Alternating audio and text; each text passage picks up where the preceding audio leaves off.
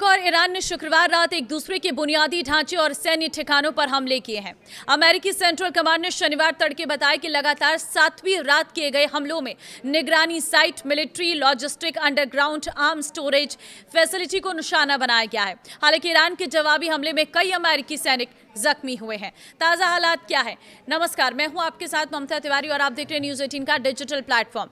CBS news को कई अमेरिकी अधिकारियों ने बताया कि इस हफ्ते ईरान ने जॉर्डन में कम से कम 2 सैन्य ठिकानों पर हमला किया, जिसमें कई अमेरिकी सैनिक घायल हो गए। हालांकि घायल अमेरिकी सैनिक डिटेल अभी तक नहीं आई है। ईरान के रेवोल्यूशनरी गार्ड्स ने शुक्रवार को दावा किया उन्होंने मध्य पूर्व में अमेरिकी सैन्य ठिकानों पर नए सिरे से हमले किए। IRGC ने सीरिया, कुवैत, ओमान, बहरीन और जॉर्डन में मौजूद ठिकानों पर हमले का दावा किया।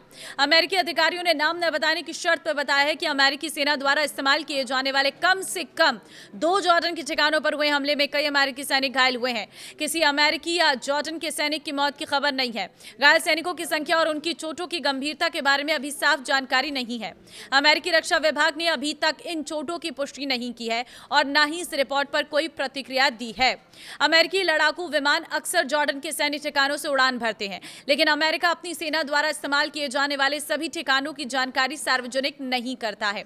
जॉर्डन में अमेरिकी सैनिकों की मौजूदगी। जॉर्डन में अमेरिका की मुख्य सैन्य उपस्थिति जो है वो देखने को मिल रही है एयरबेस पर मुजाफा सल्ती और जो रॉयल जॉर्डियन एयरफोर्स की बेस है, लेकिन अमेरिका ने इसे काफ़ी अपग्रेड और विस्तारित किया है। यहाँ अमेरिकी फाइटर जेट्स, ड्रोन्स और सपोर्ट फोर्सेस तैनात रहते हैं और हाल के समय में इसे ईरान पर संभावित कार्रवाई के हब के रूप में भी इस्तेमाल किया गया है। इसके अलावा टावर 22 नाम का एक छोटा आउटपोस्ट उत्तर पूर्वी जॉर्डन में सीरिया बॉर्डर के पास है। इसके अलावा Prince Hassan airbase, King Faisal airbase और कुछ अन्य ट्रेनिंग और बॉर्डर पोस्ट पर भी अमेरिकी सैनिक मौजूद है। कुल मिलाकर जॉर्डन में अमेरिका के लगभग 3 से 4 हजार सैनिक तैनात है। शनिवार और इससे पहले ईरान ने जॉर्डन में अमेरिका से जुड़े 2 ठिकानों पर हमले किए। इनमें मुजाफा सल्ती एयरबेस और प्रिंस हसन एयरबेस शामिल है। ईरान के दावे के अनुसार बैलिस्टिक मिसाइलों और ड्रोन से इन बेस पर हमला किया गया, जहां फाइटर जेट्स, कमांड सेंटर और ड्रोन हैंगर को निशाना बनाया गया। जॉर्डन के एयर डिफेंस सिस्टम ने कुछ मिसाइलों को रोक लिया, लेकिन अमेरिकी सैनिकों को चोटें पहुंची हैं। ईरान का दावा है कि उसने कुवैत में कैंप अल उदेरी और अली अल सलेम एयरबेस, जॉर्डन में अल अजराक एयरबेस और बहरीन में शेख ईसा एयरबेस पर मौजूद अमेरिकी सैन्य ठिकानों को निशाना बनाया है। ईरान के अनुसार इन हमलों में गोला बारूद के गोदाम, विमानों के शेल्टर, ईंधन भंडारण की जगह, मुख्यालय की इमारतें और रणनीतिक पुलों को निशाना बनाया गया।